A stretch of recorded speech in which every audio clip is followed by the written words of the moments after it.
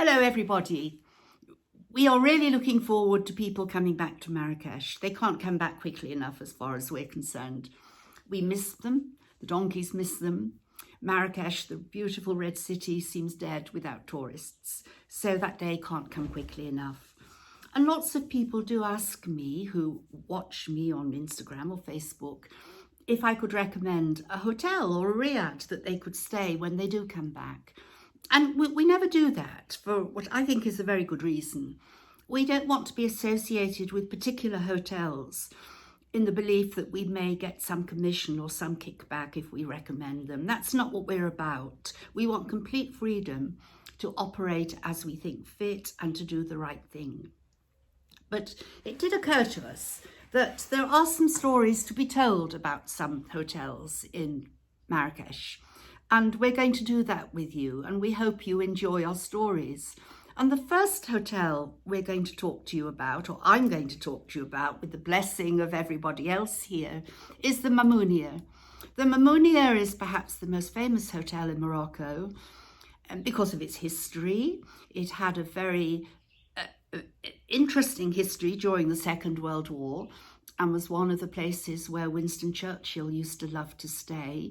And you can read about that if you can look at the history of the Mamounia. There isn't time to go into it now. But Winston Churchill did describe it as one of the most beautiful places on earth.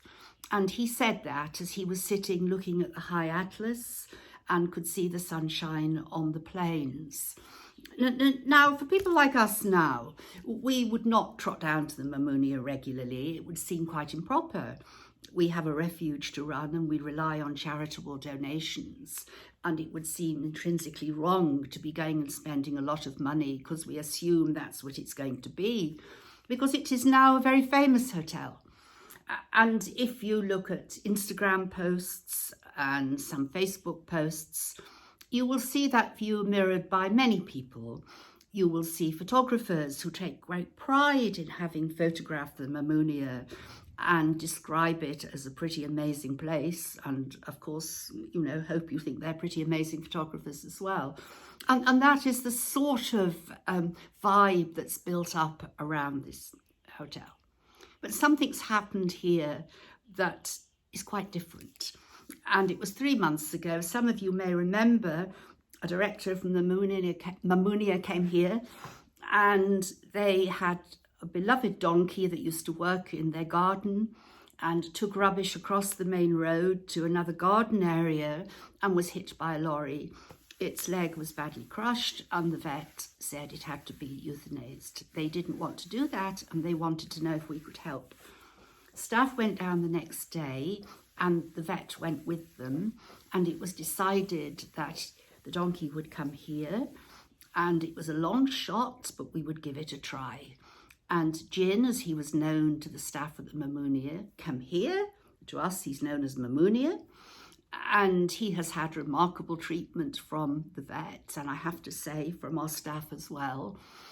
And after 3 months, his splint was changed. He had another operation on the leg, and he's got to wear another splint for another 3 months. But what was pretty amazing for us, and it was wonderful, this donkey was visited regularly. People came from the Mamounia Hotel from every level, from management itself right at the top, down to a gardener who called in one day and wanted to see the donkey. And we forged a really good relationship with them all. And we discovered that these people really care.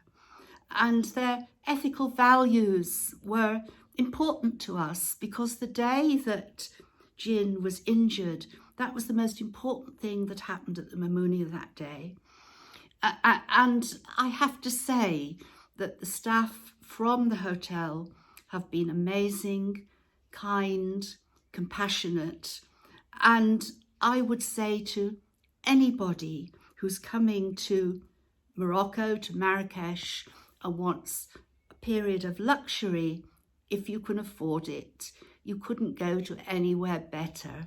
There are lovely hotels in Marrakesh, But we have a bit of a special bond now because of the care and concern they have shown to their donkey.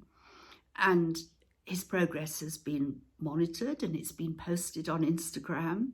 And it's amazing how many responses they've had from people all over the world who remembered seeing the donkey when they came to stay at the hotel.